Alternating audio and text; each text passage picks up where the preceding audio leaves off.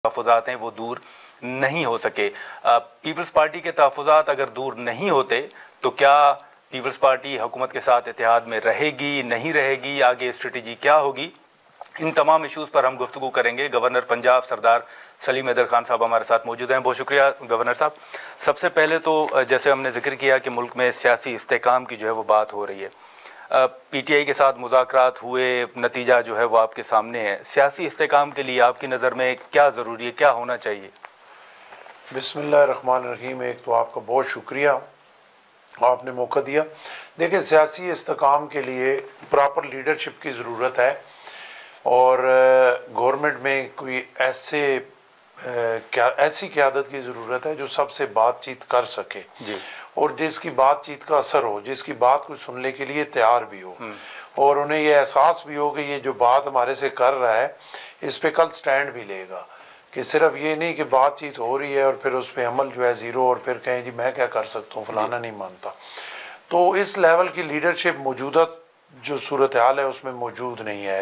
एक देखें ना, ये लीडरशिप सिर्फ पाकिस्तान पीपल्स पार्टी के पास मौजूद है और आसिफ अली जरदारी साहब वो शख्सियत हैं कि जो पूरे मुल्क को जोड़ सकते हैं, तमाम पॉलिटिकल पार्टीज़ को इकट्ठा चला सकते हैं। कई दफ़ा उन्होंने साबित किया। 8 से 13 आप देख चुके हैं कि हमारी अक्सरियत नहीं थी लेकिन बड़ी कामयाबी से 5 साल वो चले।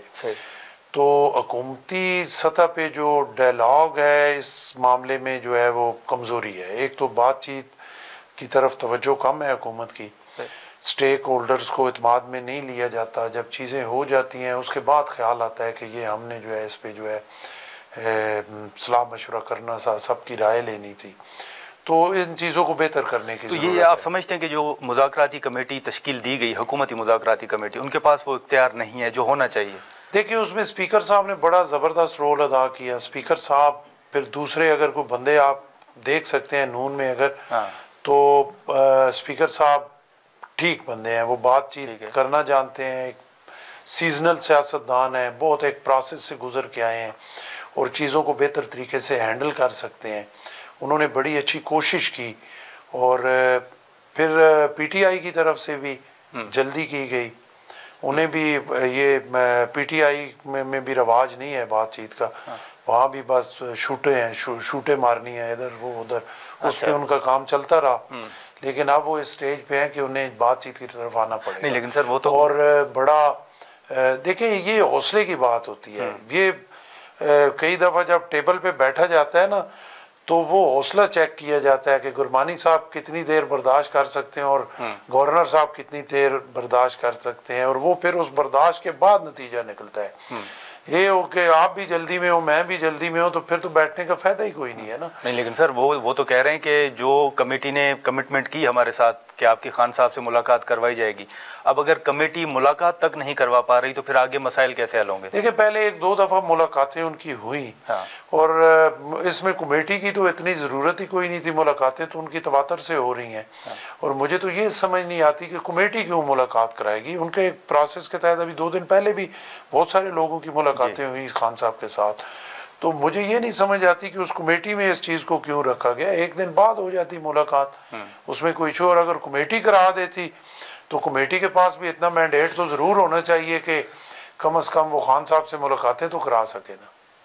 इस हवाले से तो पीटीआई का मौक़िफ़ दुरुस्त है ना कि नहीं देखिए, अब हम तो उसमें शामिल नहीं है, हमें नहीं पता पीटीआई ठीक कह रही है या गवर्नमेंट ठीक कह रही है।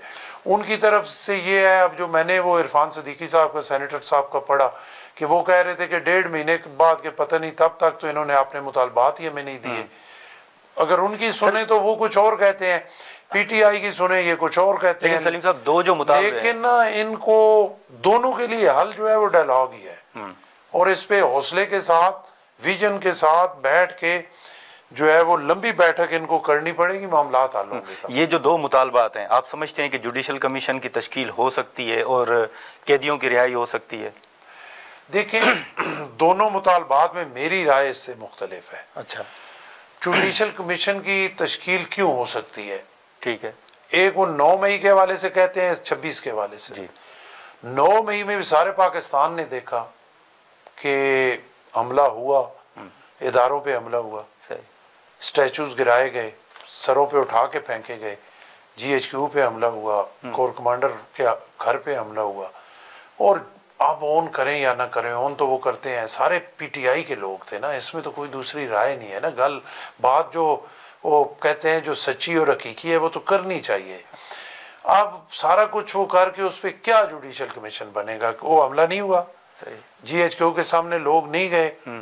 ये जो हमारे वो शख्सियात थी जिन्होंने इस मुल्क के लिए शहादतें दी, उनके स्टैचूज को उठा के सर से उठा के नहीं फेंका गया, कोर कमांडर के घर पे हमला नहीं हुआ, और वो सारे वर्कर्स जो थे चले 100% नहीं, मैं ये कहूँगा कि होता इस तरह है कि पॉलिटिकल पार्टी के वर्कर्स अगर 150-200 निकलता है, बीच में साजिश के साथ 4-6 साजिशी लोग आगे लग के वो चीज़ों को ख़राब करते हैं और उनसे वो कराते हैं, लेकिन किया तो उन्होंने है ना, इसमें तो कोई दूसरी राय नहीं है।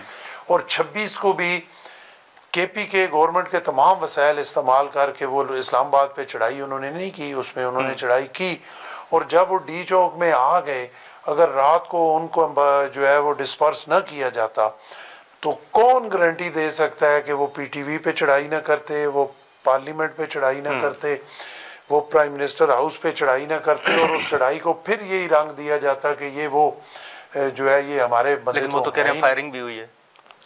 देखिए, अगर वो कह रहे हैं फायरिंग हुई है तो उस फायरिंग को उन्हें कोई सबूत रखना पड़ेगा ना।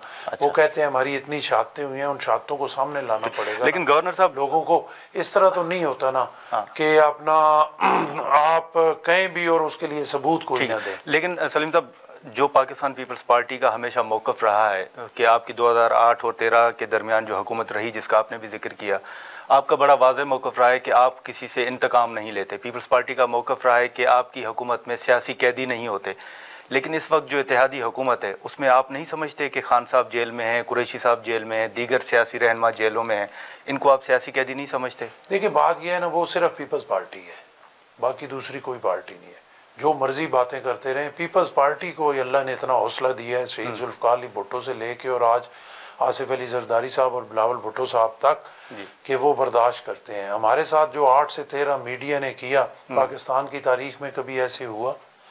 हमारे आप बदला ले रहे हैं? हमारे साथ नहीं, आप खुद कह रहे हैं हम बदला नहीं लेते, हम कौन सा बदला ले रहे हैं? ये जो कानून साजी हो रही है, देखिए, कानून साजी एक गवर्नमेंट की तरफ से हो रही है और चीज़ों को ठीक करने के लिए अगर हो रही है, हम उसमें भी कह रहे हैं कि उसमें जो है वो स्टेक होल्डर से बातचीत होनी चाहिए और बातचीत के बाद उसमें तरमीम होनी चाहिए। पीपल्स पार्टी किसी तरह इस हक में, पीपल्स पार्टी बेचारी तो 5 साल हमें जो है वो मीडिया ने, हम सुबह ठीक ठाक पार्लियामेंट का इजलास करके जाते थे, रात को कामरान खान का प्रोग्राम देखते थे, रात को नींद ही नहीं आती थी कि सुबह ये सहरी के टाइम हुकूमत फारिग है जो, तो गए फारग हो गए। फिर इनसे जान छूटती थी, इफ्तिखार चौधरी साहब बुला लेते थे, रोज़ सुबह 8 बजे कान पकड़ा लेते थे प्राइम मिनिस्टर को, रोज़ सो मोटो एक्शन लेते थे। पाकिस्तान की तारीख में इतने सो मोटो एक्शन लिए गए जितने 8 से 13 तक लिए गए। पाकिस्तान की तारीख में मीडिया पे करैक्टर एक्सीनेशन और लोगों को बुरा बोला और हुकूमत की बर्बादी जो है जितनी उस 8 से 13 तक की पाकिस्तान की तारीख में किसी दफ़ा हुई? एक दफ़ा मुझे बता दें पीपल्स पार्टी ने मीडिया में किसी से इंतकामी कार्रवाई की हो? एक दफ़ा बता दें कि पीपल्स पार्टी ने किसी जज के साथ इंतकामी कार्रवाई? पीपल्स पार्टी बेचारी ने बर्दाश्त। लेकिन सर, कैदियों से मुतल्लिक अगर कोई सियासतदान भी है, अगर उसने कोई किया है तो वो उसका जवाब दे ना। अगर खान साहब ने किया है तो वो उसका जवाब दे, उन्हें होना चाहिए। ठीक है, किसी से ज्यादती नाजायज तौर पे वो किसी सूरत में नहीं होनी चाहिए। 9 मई वाले हैं, उनको आप सियासी कैदी नहीं कह सकते, मैं नहीं कहता। ठीक है, ठीक है, मैं पॉलिटिकल वर्कर हूँ।